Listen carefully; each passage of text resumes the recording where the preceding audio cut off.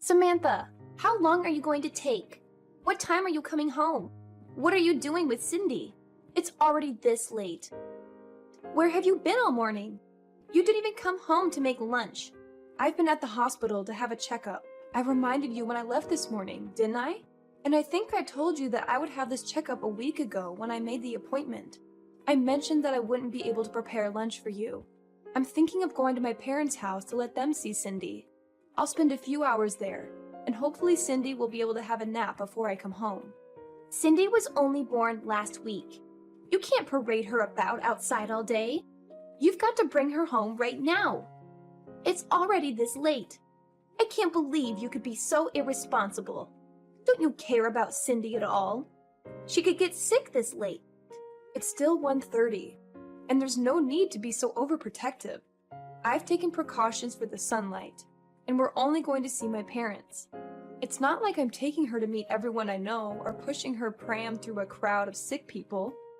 I'm following the doctor's advice and making sure she can do anything that I didn't think we both could manage. But you can't keep her away from me this long. She's already been away from me for 3 hours. Cindy needs me. You can't do this to her. Give her back to me. What are you talking about? She's not a thing, and she's not yours. I've decided that I'll raise Cindy myself. I can't trust you with her. I've watched how you've been with her for the past week, and it's obvious that you're no good as a mother. You don't know how to take care of her. If you raise her, she'll end up unhappy. Or worse, she'll be unhappy and she'll be rebellious. It's people like you that end up raising criminals. I can't just stand by and watch you ruin her life. The best thing for Cindy is if you give her up. I'll raise her as my own daughter. She's mine, so give her back. Cindy is my first child, so of course I don't expect to be able to do things perfectly all by myself. That's why I've been listening to all the advice you've been giving me this week, and I'm really happy that you're helping. But no matter what I do, you keep on complaining that I'm doing things wrong of me. I'm doing my best to help you. How can you be so ungrateful? I bet you think that I'm in the way, don't you? You're the one that's living in my house. I'm letting you stay here. I'm providing the roof over your head, and I don't even ask for rent. I've done so much for you. And this is how you repay me? This is why I never approved of Alex marrying a woman like you. You're the one that asked that we moved in with you. Alex and I were living together in our own house after we got married, and we planned to stay there. But you wanted us all to live together. You were the one that said you always wanted to live with your grandchild. You pretty much forced us to move in with you once you found out that I was pregnant. And I had to go through all the trouble of moving houses when I was already really big. Why do you have to put it like that? I never forced anything. Just ask Alex. He was delighted to move back in with us. I've done so much for you. It wouldn't hurt for you to show a little more appreciation, too. Can't you at least say thank you? I think I deserve a lot more. But I shouldn't expect anything from you. Appreciation? I had a lot more of that when I first met you. But ever since I married your son, and you started to show your true colors, it's become a lot more difficult. Especially after we moved in together. And you wouldn't stop making hurtful comments about the way I did chores and the way I prepared dinner. The stress and fatigue just piled up, and I couldn't please you no matter what I did. I didn't know you could get any ruder. When have I ever made hurtful comments about anything you've ever done? If I've made comments, it's just because I'm giving you advice as your senior in life. If you think I've been hurtful, it's because you're trying to make me out as the bad person in this story. I'm an adult too. I understand the difference between advice and sarcastic, backhanded comments. And it's not just those comments. You don't like the food I make, even though I've done my best to follow your recipes. And if you really don't like my cooking, then you can always make your own. But you insist on having me prepare your serving too. And sometimes you throw it all away right in front of me. It's not just insulting, it's wasteful. Did you really think that I could just brush that off as advice? I don't understand how you could do something so mean, just for the sake of showing me you don't like my cooking. I threw it away because it didn't taste good. What's the problem? Did you really think that it was good enough to serve to Alex and my husband? Nobody would want to eat something disgusting like that. So I saved them the trouble. I just did what they would have wanted to do anyway. If anything, you You should be thanking me for not letting them eat something as horrible as that slop you call food. That's what I'm talking about. In the past few months we've spent living together, you've never eaten my food without making a face, a comment, or throwing it all away. On top of that, you were making me do all the housework right up until the birth. I couldn't have a moment's rest while you were around, even though my back hurt and my feet hurt, and I was so tired. Even when my contractions started and I was begging for you to call an ambulance, you wouldn't call and told me that I was overreacting. I couldn't even get to the phone myself. I thought I was going to give birth right where I was. It wasn't until Robert passed by my room and noticed that my water had broken that I was finally able to go to the hospital. I'm grateful for my father-in-law's care and consideration. But if you want me to be grateful for you, then you'll have to do something I can be grateful for first. You shouldn't expect everyone to do everything for you. You could have gone to the hospital by yourself. You're so spoiled. It shows that your parents must have been overly protective of you as a child. No wonder you're so disrespectful towards me. Did you really think that I could drive all the way to the hospital safely when I was getting contractions every 5 minutes? Even after I gave birth? You didn't say anything to me. You didn't ask me how I was doing. Not even a word about how well I had done. Even though I was in labor for 15 hours. I was too busy thinking about Cindy. What did you expect? My first and only priority was the baby. So what if you gave birth? It's nothing special. I gave birth too, and you don't see me begging everyone for praise and compliments. I didn't expect you to compliment me, but I think anybody would be happy to hear something from their family. And anything would have done. And I'd like to remind you that I was only discharged from the hospital a week ago. I've been waking up over and over in the middle of the night to feed Cindy. I haven't had any sleep at all this past week. I'm still trying to get used to a lot of new things. A lot of new emotions and a new sleep routine. And I'm literally all over the place. But you're still making me do all the housework. I thought you said that it would be better for us all to live together because you'd be able to help out with the baby. But you haven't been doing anything. Even though Alex and his dad say that I don't have to do anything, to rest when I can, and not to push myself too hard, I have to do everything while they're at work because you won't do anything. Oh, you really are spoiled. You are the one that married my son, not the other way around. What's the point in having you here if you're not going to seriously think that you can spend your days just laying around doing nothing?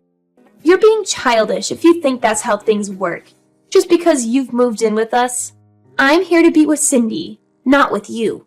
And you shouldn't expect everyone to be nice and kind to you just because you've given birth. So what? That doesn't change anything.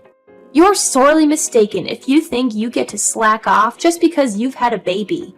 The one thing we all care about is Cindy. I couldn't care less about you, and nobody else does either. We only need Cindy. I can't believe you're not going to even bother to hold back your punches. I take it you mean that there's no use for me at your house if I'm not going to do all of your housework for you? That's right. I'm glad you finally understand. We only need Cindy to make us happy. I don't need a rude, disrespectful, annoying daughter-in-law like you around the house. If you're not even going to do what you're here for. Even if you did do the chores and prepare our food, you're useless. I end up having to redo everything you do anyway. You are just wasting my time. And having you here is a waste of space, too. So we don't need you here. So you think I'm rude and useless? All right. What? Am I wrong? I don't think I said anything you couldn't understand. I made it quite clear. We don't need you in this house. To be honest, I'd prefer if you'd leave as soon as possible and never come back. You don't have to worry about Cindy. She'll be in good hands. We'll raise her without you. I think that's best for her as well. She doesn't need a useless woman like you as her mother. I just want to check if you want me to leave. Then that means you don't want to live with me, doesn't it? How many times do I have to tell you? I don't want to live with you and I want you out of my house. Do you understand? Yes, I do. I understood that perfectly. Then I won't be coming back. I'll be staying at my parents' house. They've got a spare room that I can use, so there's no reason for me to return today. I'll go and get my things another day. Will that make you happy? Of course. Do whatever you want. You're an adult. I don't care where you stay, as long as it's not in my house. Nobody in this house is waiting for you to return anyway. I'll have Alex go and collect Cindy from you when he gets home from work. So make sure she's had her rest, and you've got all her things ready by then. I'll let you spend these last few hours with her, at least. You're not going to come back to this house, so this will be the last time you ever see her. I'm glad you finally come to your senses. You're not fit to be a mother. I understood the part about not coming back to stay in your house, but you're wrong about one thing. I am not handing my daughter over to you. Cindy is staying with me. I'm her mother. What are you talking about? I just told you you're not fit to be a mother. Are you going to take her away from me? You can't do that. She needs me. Oh, you think that I'm not fit to be a mother because I need support to raise her? And because I can't handle all of the housework on just 1 hour of sleep a night? You expect the impossible from me. You're saying that I'm taking her away from you, but you're not her mother. She was never yours to begin with. She's my granddaughter. That makes her mine. I don't think that your way of thinking that she belongs to you is very healthy for Cindy. I don't think that raising her in an environment where you think that you can treat me however you like is good for her either. Alex and Robert have both lost their patience with the way you've been treating me. I know that the both of them have done their best to talk with you privately and get you to change your attitude, but it still hasn't changed after months. And if it's only going to get worse now that Cindy's born, I'd rather not live with you either. Your own son and husband have given up on getting you to change your ways, so there's no way I can keep hoping. Robert as well? You're lying. I remember him mentioning something about you, but I forgot what he said. It didn't seem very important. But I know they all hate you. Nobody wants you to stay in our house, and we're all happy that you finally have given birth so we can get rid of you and keep Cindy. Who's they? Do you mean Alex and Robert? Because I know Alex loves me, and Robert is a wonderful father-in-law to me. And even if they did actually hate me, I think they'd be more mature about it.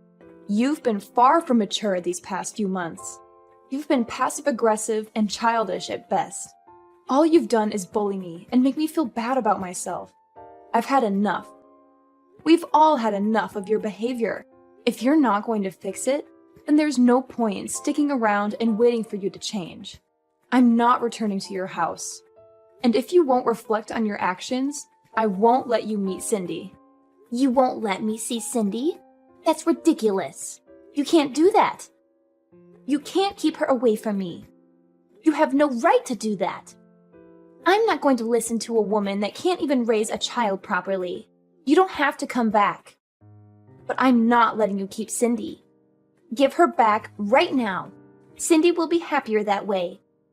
And you'll thank me one day when you realize that she belongs with us, not you. Don't be so selfish and give her up. I'm sorry, but who's we? Alex, Robert, and I. You should give her back to me for her sake. Robert's actually with me right now. Alex will be here soon too. He's already asked his manager for the rest of the day off after he's finished in his meeting. The truth is, it wasn't a hospital appointment I had this morning. I'm sorry I had to lie. But you wouldn't let me leave the house until I said that I would be going to the hospital. What? Then where were you? What were you doing? I was being honest when I told you I would be going to my parents' house, but I was somewhere else this morning. I went to have a viewing of a house with Robert to get his opinion. You went to see a house? But why would you do that? I didn't tell you to leave my house until an hour ago. And why would you need my husband's opinion? Alex and I have decided that we're going to move out. And when we told Robert, he was very interested in the idea too. Maybe you should ask him for the details when he returns home tonight, since I won't be coming back ever. But why would Robert be interested in looking at a new home? Alex and I have been thinking about moving back out ever since we first moved in with you, and you started to bully me. We've both hit our limits, and we can't take it anymore. It's too stressful being with you all day, every day. And he doesn't complain. But I know it's tough on Alex when I vent after he's had a long day at work. It's been hard for the both of us. The only reason why we didn't move out earlier is because it was a strain on my body to move our stuff to your house in the first place. And we didn't want to go through that again. Hit your limits? Stressful? What's that supposed to mean? You're just exaggerating. How pathetic. All I'm doing is showing you how to do things properly. Alex has had enough of your behavior too. He can't stand the way you speak to me. And he knows that you've been throwing away the food I make as well. He knows about how you follow me around when I do the laundry and the washing up, nitpicking at every single thing. He promised me that we would make preparations so that we can move out as soon as the baby was born. And he kept that promise. He found a few places that were open for viewing and cut the choices down to 2 places so I wouldn't have to go back. He offered to pay half the deposit, saying that he wanted to come with us. Excuse me? Robert wants to move out? Well, he was obviously including me when he said that. He meant that he wanted to move in with us and move away from you. Apparently, he's had enough of your attitude as well. And since you won't change, no matter how many times he's spoken to you, he's decided to leave you. He's telling me that he left the divorce papers on the table in the living room. Have you seen them? He says he's already signed them, so you just have to sign your side and leave them there. He'll have them filed tomorrow. I found them, but I don't understand. Why would he want to divorce me? I haven't done anything to deserve this. Give your phone to him. I want to speak to my husband. He's with you, isn't he? Let me talk to him. I can't trust a word you say. Why would I lie? Those papers have already been signed, haven't they? I wouldn't fake his signature just to trick you. Robert says that he'll talk to you when he gets home, but that he's already made his feelings clear in past conversations. You just haven't been listening to him properly. Anyway, we're busy getting our new home ready. Could you wait until later? I don't understand why Robert and Alex have to move away too. I only said that you don't need to come home. What about me? What am I supposed to do? You can't leave me here by myself. Robert says that he'll give you that house in the divorce. He has no need for it if he's moving in with us. And he doesn't want you causing us trouble just because you can't find a new home for yourself. You're lucky he's being so generous. Alex and I have no intention of living with you ever again. And of course, we're not going to give you our daughter. Robert's decided he wants a divorce and that he doesn't want to live with you anymore. I think that explains everything you want to know. What about me? I'm going to live here all by myself? You're not making any sense. Why can't I come with you? Weren't you listening to what I said? We've told you over and over that the way you've been treating me is unacceptable. We wouldn't have had to do this if you had fixed up your attitude, if you listened to your own husband's warnings, and your son asking you to stop treating me so horribly. We would have never decided to move out. We would still be living with you, and you would still be able to spend time with your loved ones. But unfortunately, you haven't shown any signs of changing or even feeling bad about what you've done. You deny all responsibility, and we've had enough. Because of your selfishness, you'll have to spend the rest of your life all alone. What about Alex? What does he think? He can't be serious about leaving his own mother all alone. I raised him. He's better than that. He would never abandon me like this.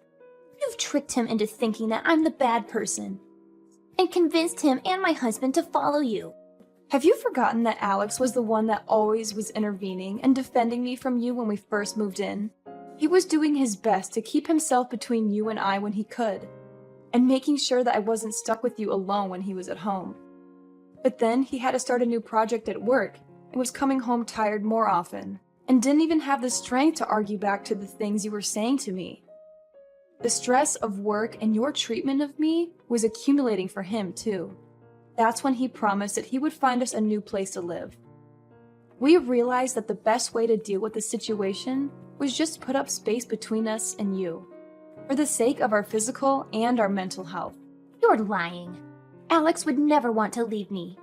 And Robert can't be serious about getting a divorce at this age.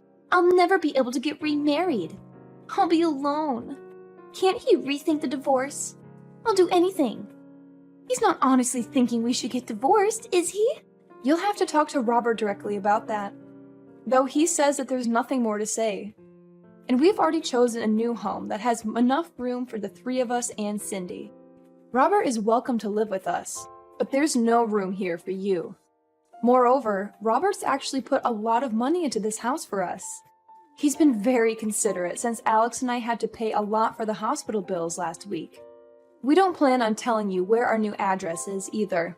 But I'll never be able to see Cindy ever again. Are you honestly going to separate us? I'm not going to let you see her. You'll have to show that you can change first. I don't know if you can, but if you want to see her, you'll have to. I don't plan on meeting you until then either. I'm sure you don't care whether you see me again or not, but I just wanted to make it clear that this is what happens when you treat someone as though they're inferior to you. You end up alone. What did I do to deserve this? Why is everyone leaving me behind? You're telling me that I have to spend the rest of my life, my elderly years, all alone? That's too much. You don't have to go this far. I thought I would be able to spend the last 20 years of my life taking care of my grandchild. I wanted to have peace and quiet, and not worry about any of the chores or worry about money. This isn't what I wanted. I was dreaming of my life as a grandmother, but now I'll have to get a job. I have to do everything myself. I won't be able to see her. Really?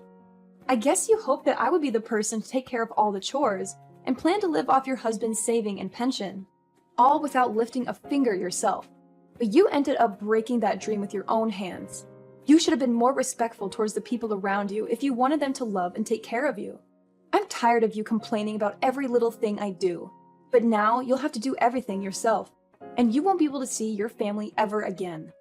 That's the price you've paid. You'll have to accept it. Fine, I understand. I made a mistake.